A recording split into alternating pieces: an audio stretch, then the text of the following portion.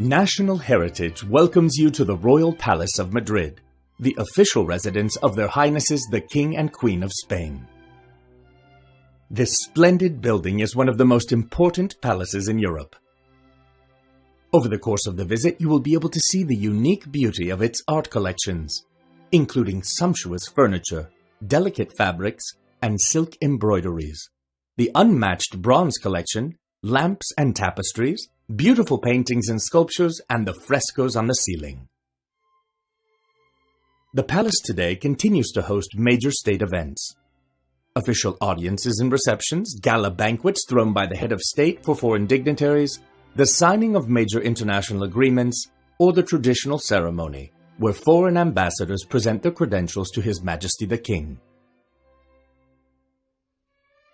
This monument is run by National Heritage, an institution of the state general administration responsible for the possessions of the Spanish Crown's legacy, including 21 royal palaces, monasteries and convents, in turn containing over 154,000 works of art, along with historical gardens, forests, and other natural areas. Please continue on to the Plaza de la Armería, location number 2 in this guide.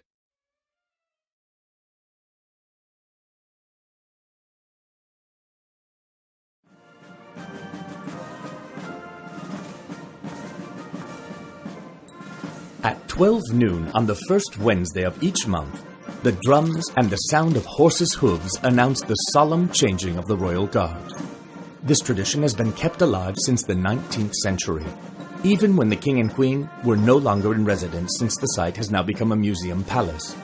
Although the current monarchs no longer reside here, the palace continues to host official royal events, as we will go on to see over our visit that begins 600 years ago. This site was the location of a Muslim fortress in the Middle Ages. Following the Christian conquest in the 11th century, the Castilian kings built on the Muslim fortress and turned it into a grand castle. You can see what this defensive construction looked like from the image displayed on your screens.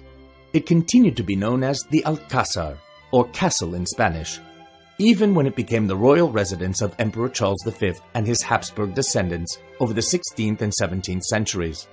Years later, on New Year's Eve of 1734, it was burnt to the ground in a terrible fire. Philip V, the first Bourbon king, decided to build a new palace on the remains of the royal Alcázar. 11 meters below our feet is the first stone that was laid in 1738.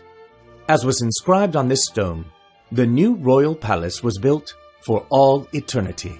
The only wood used in its construction was for the doors and windows in order to prevent another fire. The king commissioned the services of the best architect in Europe at the time for the palace's construction. The Italian architect, Filippo Huvara, was chosen to design an immense and sprawling building. However, Huvara died prematurely, so the project was taken on by another architect, his disciple, Giovanni Battista Sacchetti. The king insisted that the building occupy the exact same land as the Habsburg Alcázar, as testament to his dynasty's legitimacy. Therefore, Sacchetti transformed Huvara's original project into a massive vertical building, capable of housing the royal family, all the court, and the ministerial offices. The resulting architectural design is characteristic of the late Baroque period, and had a great influence on Spanish architecture at the time. Lastly, let's look at the main facade. The throne room is located behind the central balcony, in the same place where the former Hall of Mirrors stood in the Royal Alcázar. If we look up from this point and slightly to the left, we can see the sculptures of Philip V, the king who began construction of the new palace, and of Ferdinand VI, the king who completed the vast building work 17 years later. And at the highest point, the bells of the old Royal Alcázar continue to toll.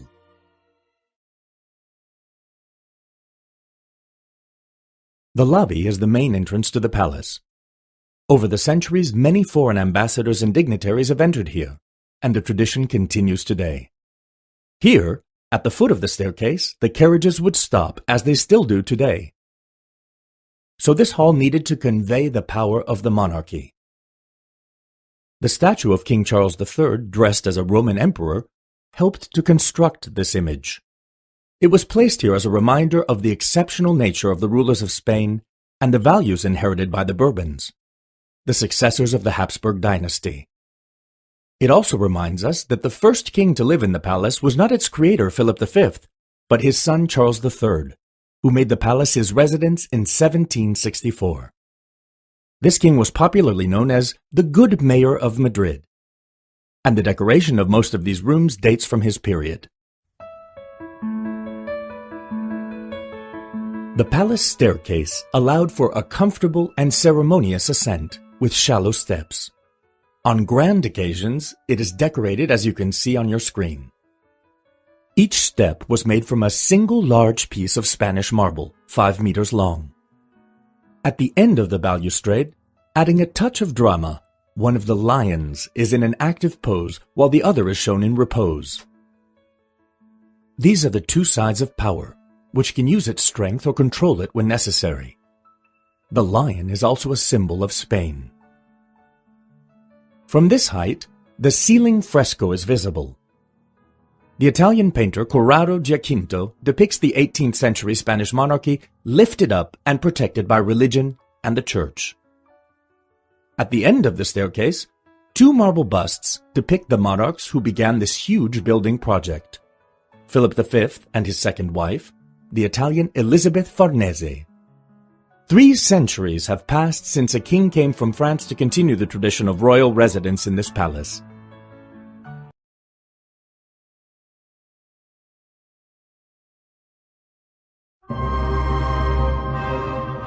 Above our heads, there are wispy clouds and a red glow lighting up the lower left part of the vaulted ceiling. This is the forge of the god Vulcan, who is forging the weapons that will help Aeneas win a war, and with it, immortality. Aeneas, the mythological hero depicted in the center, had escaped from the ruins of Troy to the land which would become Rome. According to the myth, in this scene he is preparing for the battle which would mark the origin of the Roman people. Next to Aeneas is his mother, the goddess Venus, who asked Vulcan to make weapons to protect her son. The important role of Venus is an allegory of how Queen Elizabeth Farnese encouraged the Italian conquests of her son Charles III, who is identified with the Trojan hero. To the right of the forge, Mars, god of war, waits expectantly for the arms. His helmet and shield, and the overall military theme of the painting by Tiepolo, reminds us of the historical use of this room. The austerely decorated Halberdiers Hall takes its name from the royal guards, who were based in this room. As we continue our visit, we will see more wonderful frescoes by Giambattista Tiepolo, an Italian painter brought by Charles III to decorate the palace in Madrid, where he would spend the rest of his life along with his family.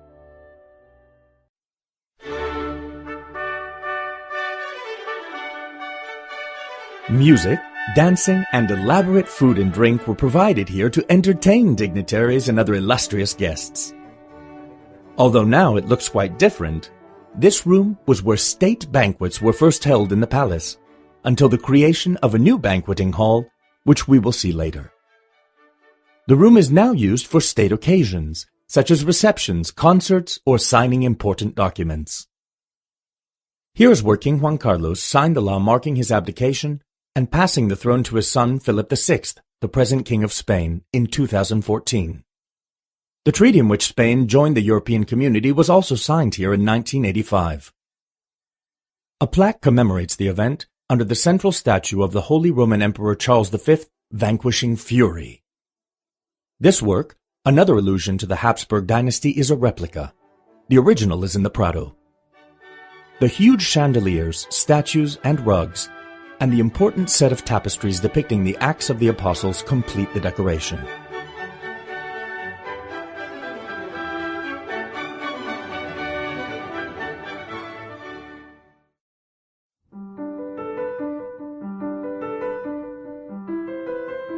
In the design and layout of the rooms in the palace, each member of the royal family had their own apartment. The apartments consisted of groups of rooms with specific functions, with access becoming gradually more restricted. The series of rooms would become more private, and entering them would become more of a privilege, following the Burgundian etiquette inherited from the Habsburgs. The king's apartments began here, in this anteroom, designed for holding ordinary audiences. This was also where the king would take breakfast, attended by the court according to protocol.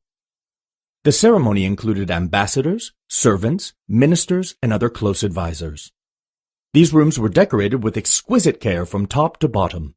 From the painted vault and the chandeliers to the side tables and the mirrors, the tapestries and paintings, the seats and the hangings.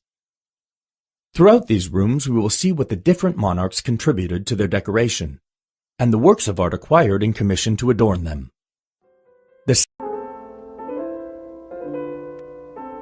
This room was where the king had supper, but he also used it for conversations with his family and members of the court, so it was also known as the conversation room.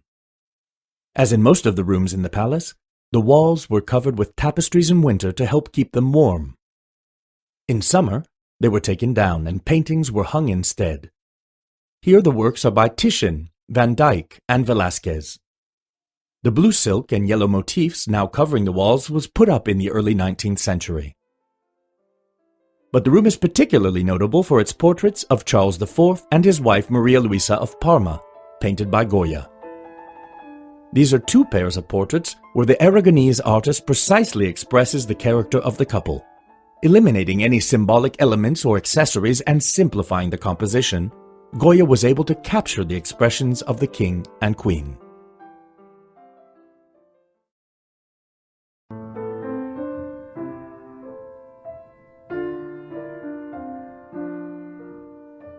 We can see Charles IV and Maria Luisa of Parma just as they were thanks to the mastery of Francisco de Goya.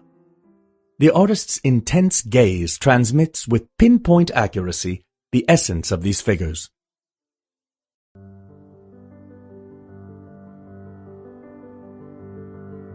An explosion of undulating shapes in the form of leaves, stems, flowers, and chinoiserie motifs floods this room from top to toe. It is an homage to the beauty of nature and Eastern art, often found in the cheerful Rococo style, which was used to decorate this room in the time of Charles III. The decoration is so dominant that the room also goes by the name of the artist who created it, the Italian Mattia Gasparini. Due to its complexity, the decoration took a long time to complete and was eventually finished 55 years later. It has remained practically untouched since then. On the floor, Gasparini designed colored marble inlays in plant motifs. The same motifs spread over the upholstery of the seats and walls, embroidered in silver gilt. The ceiling features reliefs in stucco, a lime, marble, and plaster paste, which could be molded into decorative figures. These reliefs were inspired by Oriental prints and porcelain. The shepherd's clock is one of the most exquisite clocks in the National Heritage Collection of over 700, from many different countries and periods. It is stunning not only for its beautiful case and delicate figures, it is also a complex mechanism, with different movements and music for each element, which is still working after more than 260 years. The skills of its creator, the Swiss clockmaker Jacques Gros, had already made him famous in his own country when he decided to visit Spain.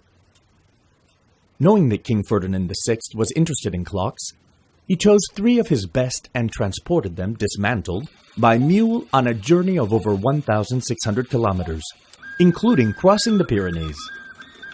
When he finally got to Madrid, he could not meet the king, who was away in Aranjuez, 50 kilometers to the south of this palace.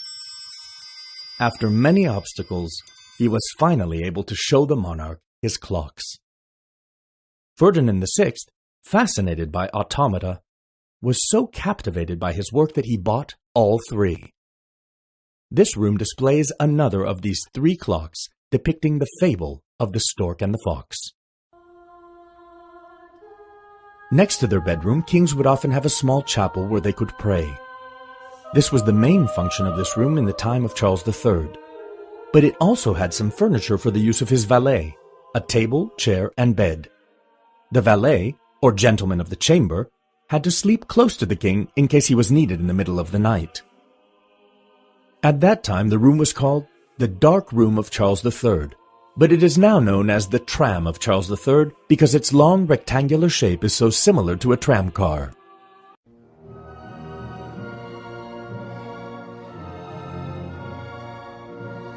On December 14, 1788, King Charles III died here, in what was then his bedroom. Years later, his grandson, Ferdinand VII, paid homage to him in this room. He decorated it to symbolize the Order of Charles III. The Order of Charles III had been established by the king to distinguish people who had done something to benefit the country. Alongside the Golden Fleece, it is now the most important decoration granted in Spain.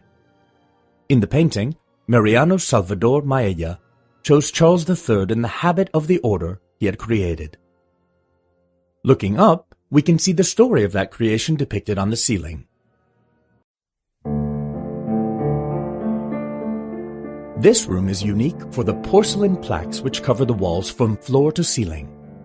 As you can see on the screen, the plaques were fixed with screws to wooden lathes which covered the walls and ceiling.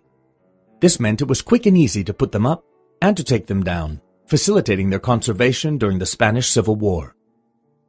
The 18th century fascination with porcelain began with the pieces from the Far East that arrived via the major trade routes. However, nobody in Europe knew how it was made.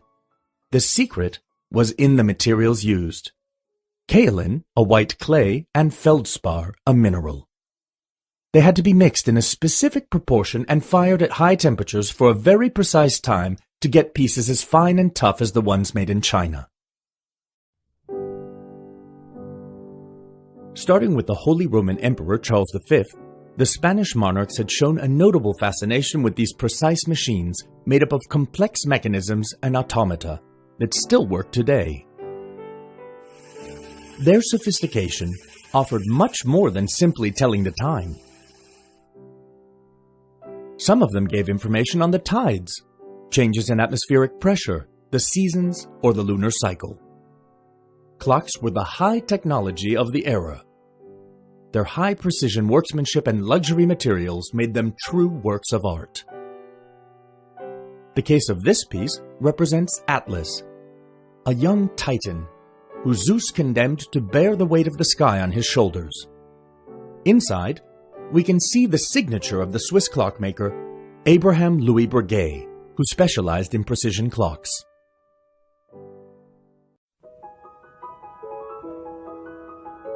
The spaces corresponding to the Queen's apartments begin from this room. According to the norms of the day, kings and queens had separate apartments or sets of rooms, even if they lived as a couple. The functions of this particular room have varied over time. It is now notable for its furniture, made in the era of Charles IV. The chairs were designed by Jean de Mostyn du Gourc, a French decorator who had worked in Versailles and other European courts. The chairs were made of fine-grained woods such as box, mahogany, and ebony, making it possible to play with the different tones and create decorative motifs, such as figures and borders. You can see the quality of the detail on your screen. This great table, which could seat up to 130 guests, was the centerpiece of state banquets. But it was sometimes removed, as this space was also used for dancing. This is why the whole table, around 40 meters long, is made of boards and can be dismantled.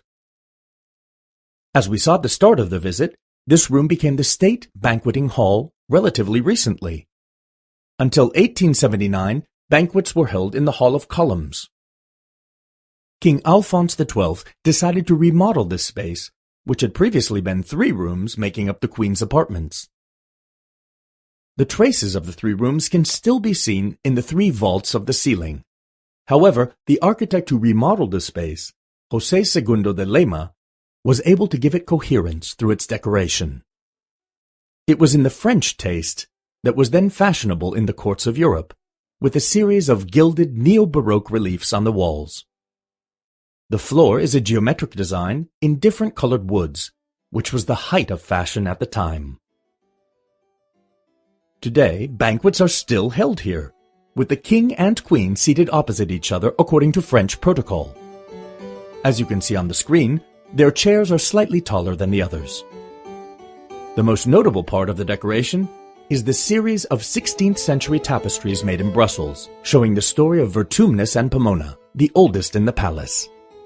There are also important 19th century Sèvres, bronze and porcelain vases, and 18th century Chinese jars. The gala dinners in the banqueting hall have always been accompanied by music, played in this room. Today, the Musicians' Hall displays a set of table centerpieces or desserts, made in the 18th century before the hall was created. To organize the distribution of the food, it would be put in bowls and dishes which gradually became decorative objects. Interest gradually grew in centerpieces which would be purely decorative, such as the desserts. These were architectural or sculptural elements which could be combined in various ways. Today, they are occasionally used singly and can be seen in the photo of the wedding banquet of the present King and Queen of Spain.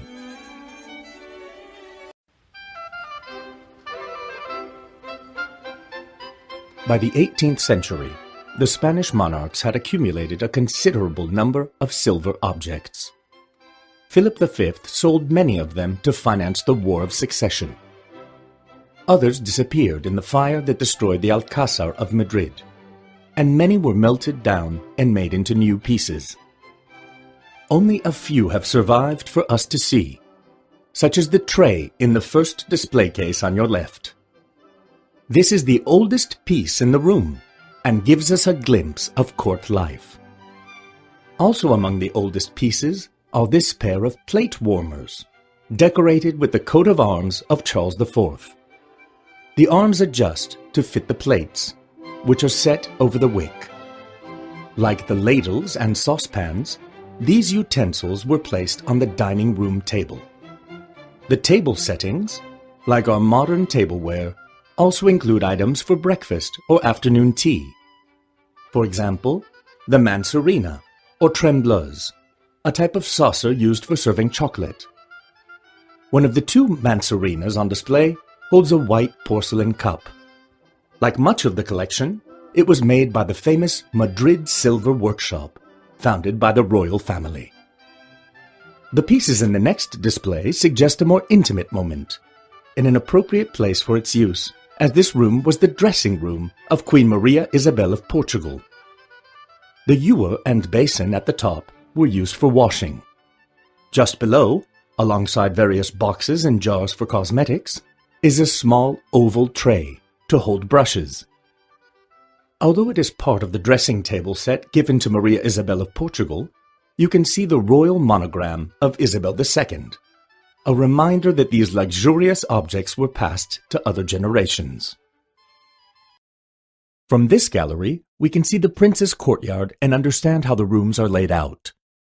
The ground floor rooms had a political function and housed the state secretariats. The main floor, where we are now, housed the royal family's apartments.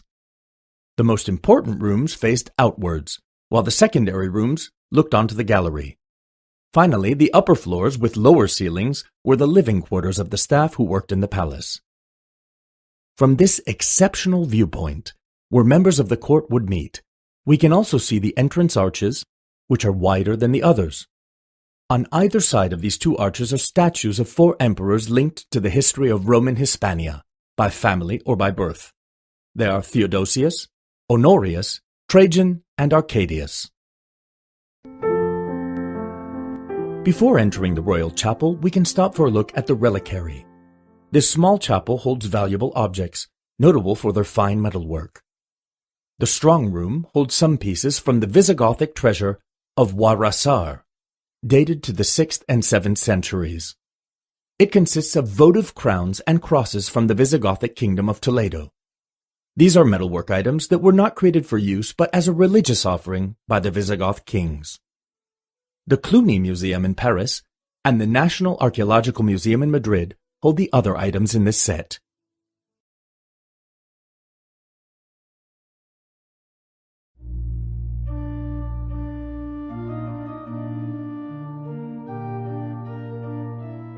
The tallest room in the palace is this royal chapel, covered by an impressive dome which seems to float weightlessly over the space. The effect was created by the architect Sacchetti and by Corrado Giacinto, the artist who painted the fresco. The columns in black marble from the Magnaria quarries of the Basque Country accentuate the verticality of the space.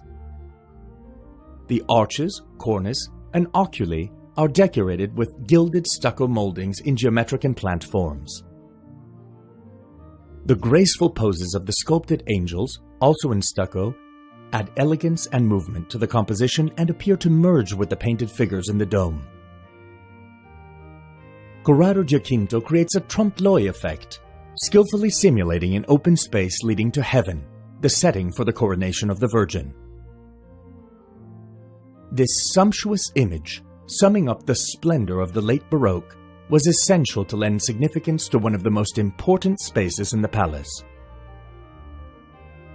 Religious services were held here every day, but above all, it was where the most important ceremonies would be held with the king and queen in attendance.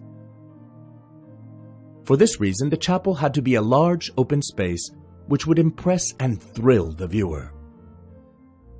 At the same time, it had to highlight the role of the monarchs who sat on large chairs under a canopy. The main altar stands to the right of the entrance, with an altarpiece by Ramon Balleu depicting the Archangel Michael. Over the side altar, opposite the door, is an Annunciation, the last work by Charles III's court painter Antoine Raphael Mengs. The organ was also made in the 18th century and was very technically advanced for its period. It still works today and is used for concerts. We can appreciate the quality of its sound by listening to this piece of music as we move on to the next room.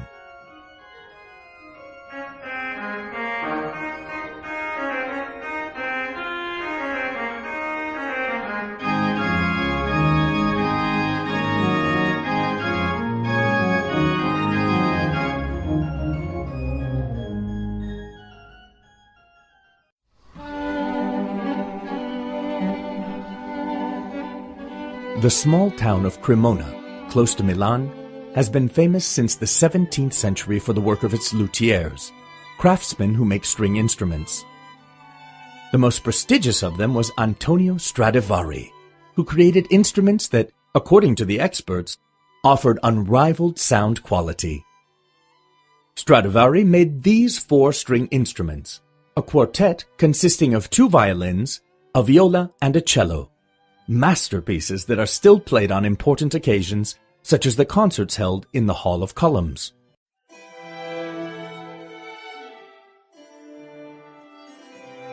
This room displays the symbols of the Spanish monarchy.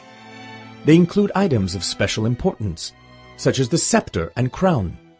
Like the throne, they were made in the time of Charles III. But apart from their age, craftsmanship, and valuable materials, the value of these objects resides in their capacity to represent the monarchy. For example, the collar of the Golden Fleece has been linked to the Spanish crown since the Habsburg era. All these pieces are the original objects which have been used by the Spanish monarchs in the most solemn ceremonies. As a detail from recent history, in this room you can see documents from the succession of June 2014. The state law validating the abdication of Juan Carlos I and the proclamation speech of his son, the present king, Philip VI. The room also holds the Sphinx table, one of the finest items of furniture in the palace and the most representative example of the Empire style. Some of the most important documents of the history of Spain were signed on it.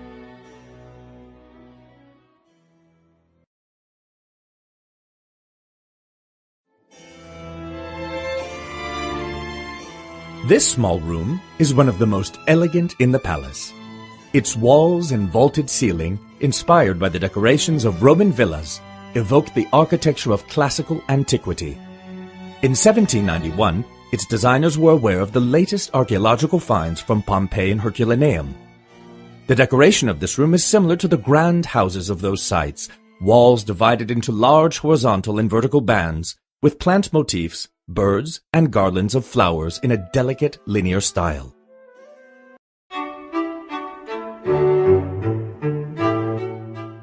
Although it was not created for this function, this space has been used for the musicians to play in during official receptions. Here they played the pieces that welcomed the guests while they climbed the central arm of the staircase. It is called the Camón de la Escalera, or landing, and its decoration is an exaltation of the monarchy. The ceiling, painted by Corrado Giacinto, depicts Hercules raising the columns of Gibraltar before Neptune, the columns that marked the extent of the Spanish Empire. Here we can also see the statue of Charles IV as a Roman emperor. This work reinforces the idea of the special character and worth of Spanish rulers, demonstrated since antiquity and the inheritor of a long tradition. This part of the palace is now reserved for official events. Its rooms are laid out in the same way as the ones we've already seen. An anteroom, antechamber, and chamber, where in the 18th century, higher rank meant you could be admitted to inner rooms. In this case, the official antechamber is where ambassadors would arrive for the official delivery of their credentials. The room is decorated with a gallery of portraits of the reigning dynasty, from the first king to live in the palace, Charles III, to the current monarch, Philip VI.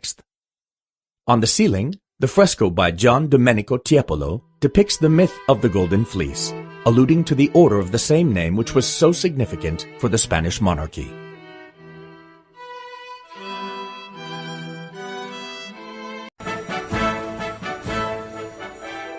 This room now has an important role in the protocol of official visits. It is the place where heads of state are received before passing on to the throne room. It is also where official photographs are taken for distribution to the press. The decorative elements include 18th century tapestries with genre scenes. Also the Rococo console tables, displaying busts of King Alphonse XII and Queen Maria Cristina. Giambattista Tiepolo's ceiling fresco is an allegory representing the grandeur and power of the Spanish monarchy. Anticipating the fresco he would go on to paint in the throne room. The woman on the throne, dressed in white like a Roman matron, is the personification of the Spanish monarchy. Around her, various figures symbolizing the four parts of the known world kneel before her.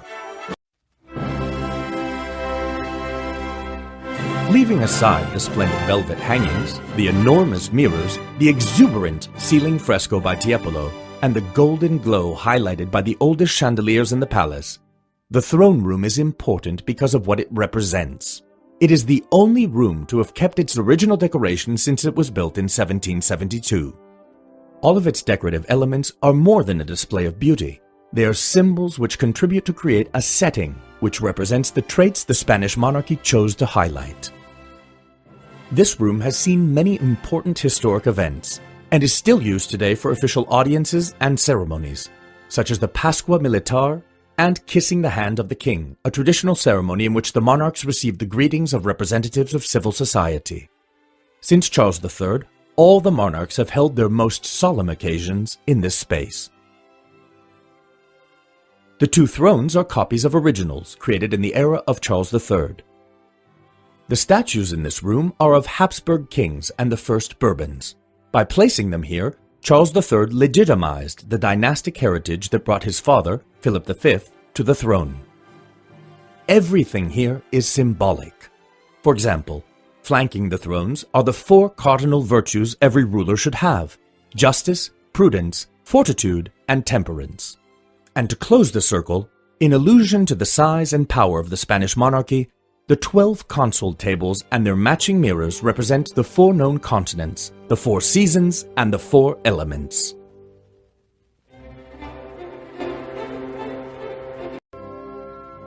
Giambattista Tiepolo represented the legendary and glorious past of Spain in its own heaven, in the apotheosis of the Spanish monarchy. In the center appears Spain, in the form of a Roman matron, seated on a globe of the world. She is accompanied by Minerva, the goddess of wisdom, and Hercules, the mythical hero of Spain, known for his strength and valor. Here Tiepolo represents them, protecting the monarch and thus the nation. Behind the central group, the artist pays homage to Charles III with an obelisk lifted above the clouds. Around it are personifications of the Christian virtues, referring to the monarchy's links to the Catholic Church. Finally, at the cornice, the artist displays rare ingenuity and imagination in an allegory of all the peoples and kingdoms that formed Spain in the 18th century.